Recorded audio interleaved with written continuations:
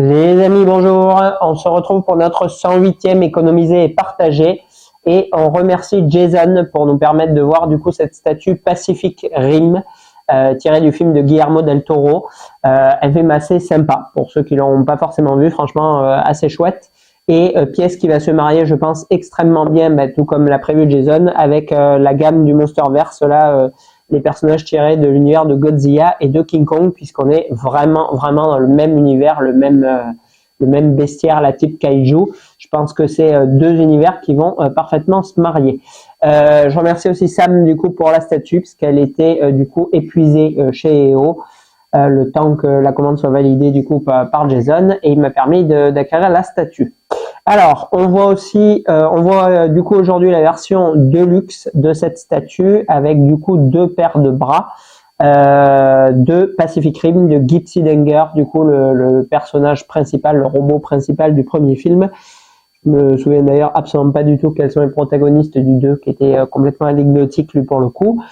Alors, une statue qui est un peu en demi-teinte parce qu'il y a des parties quand même relativement réussies et d'autres un petit peu moins. Alors, on a un socle, bon, bien évidemment, extrêmement dans la mouvance de ce qu'on avait pu retrouver sur le diorama Godzilla versus Kong, avec tout un tas de débris de bâtiments, puisque les créatures et les monstres sont de taille gargantuesque, comme le sont King Kong ou Godzilla, et avec notamment du coup l'un des kaiju principaux, celui qui s'échappe de la fissure là quand ils sont sous l'eau, je crois, qui est du coup tranché sur le socle. Alors, pour se concentrer déjà sur lui, je trouve qu'effectivement, on a plus ou moins deux ambiances. On a le kaiju qui est quand même relativement bien fait, il est bien peint. On a l'intérieur de la gueule qui est vraiment détaillé et qui est en plus rétroéclairé. Du coup, là, je vous ai branché le chargeur par un light-up qui est intégré dans le sol, qui va donner du coup cette ambiance un peu phosphorescente qu'ont les kaiju et qui va du coup et illuminer l'eau et illuminer l'intérieur de la créature morte. Ça, c'est vraiment assez chouette. Le fait qu'ils aient placé une grosse main avec griffe là sur la partie avant, c'est aussi sympa. Elle est vraiment grosse, en plus vous le voyez, elle fait grosso modo la taille de ma main. Ça, c'est assez sympa. Après, à l'inverse, bon, les bâtiments, le paint est quand même relativement monochrome, c'est-à-dire que vraiment sur tout ce qui est débris, petits objets et pierres, on va être quasi à l'uniforme au point de vue teinte. L'eau, c'est pareil, c'est un traitement qui est peint et on n'a aucune résine translucide. Donc bon, on a l'effet un peu de mouvement, de vague, mais quand même bien moindre que si on avait de la résine translucide, comme sur le mosasaure ou sur d'autres statues que nous ont livré Prime One avec de la résine translucide qui était très jolie. Si sur la gamme du coup des personnages Aquaman, donc Mera, Aquaman, The Drone aussi de Batman Metal, voilà, où on avait de la résine translucide et c'était vraiment très joli. Bon, là malheureusement c'est peint, c'est mat et c'est quand même, je trouve, ça rend moins bien. La circonférence du socle, bon, là on est un peu dans le même esprit qu'ils vont nous proposer sur Transformers, c'est-à-dire avec une architecture avec plein de robotique et de différents composants qui vont s'imbriquer les uns dans les autres. Bon, ça fait le job, pourquoi pas. D'ailleurs, on est sur une statue, surtout au montage, en termes de clips, en termes d'ingénierie, du coup, de coques, de jambes, de bras, etc., qui rappellent énormément ce qu'ils ont développé pour Transformers. Donc, on voit que c'est une statue où ils ont beaucoup réutilisé du coup l'ingénierie qu'il y a par exemple sur un Optimus ou sur un Megatron, parce que c'est le même genre de partie avec clips, qu'on va avoir du coup qui est réutilisé pour Gypsy Danger, c'est vraiment le même style. Donc ce socle, je trouve qu'il est il est un peu en demi-teinte. Le kaiju en lui-même, il est très bien fait. Le reste, je trouve que c'est un peu en dessous. Gypsy, quant à lui, alors lui, il est bien peint. On a un effet métallique qui est quand même relativement correct avec un peu le battle damage du coup sur l'ensemble de la carrosserie. C'est pas, on n'a pas un effet ultra métal du coup sur la peinture, mais ça fait bien le job. Je trouve que c'est assez correct.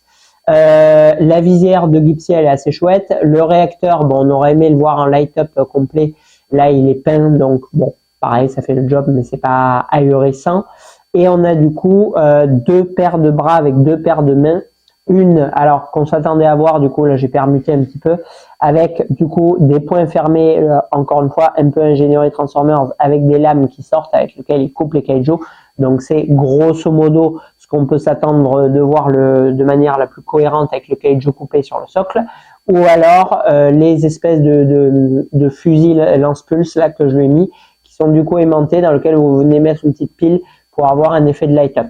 Après, rien n'empêche bien sûr, bon là je l'ai pas fait, mais de mettre du coup un bras, si je l'avais gardé, que j'avais exposé, je pense que j'aurais fait ça, avec l'âme du coup pour la main droite, et inversement le canon pulse sur la main gauche.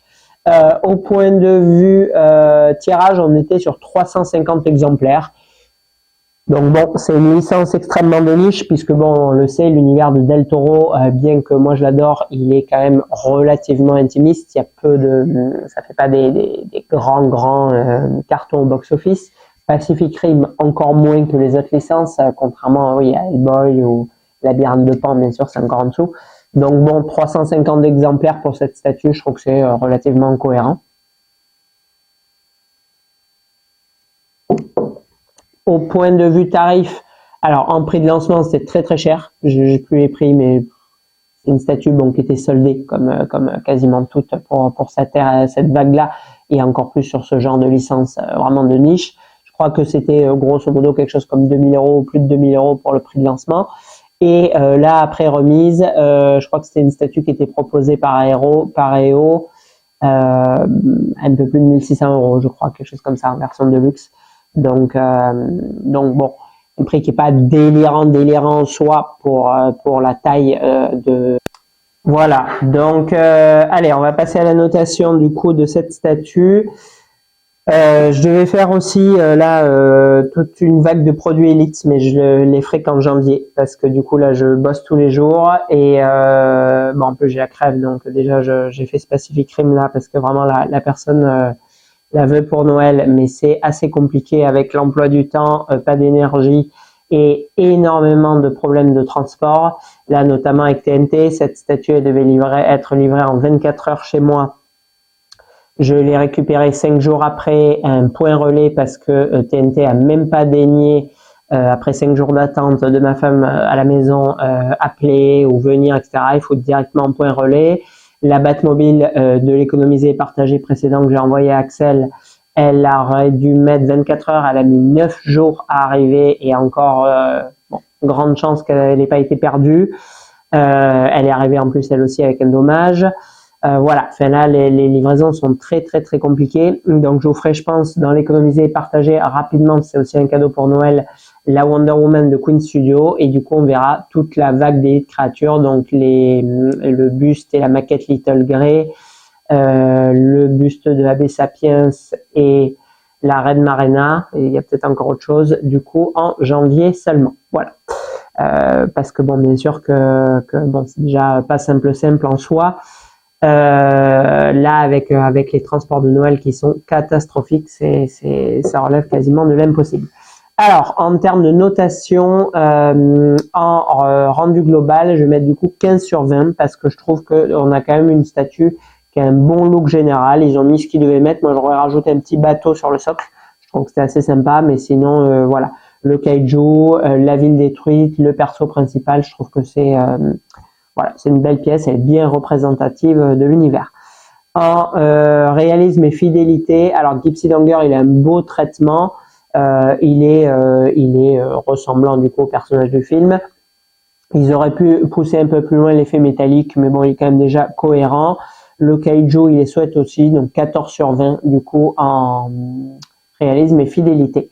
En rapport qualité-prix, alors du coup avec une baisse sur le tarif compte tenu des exemplaires, 350 c'est pas délirant franchement pour cette licence, même si elle est quand même relativement de niche.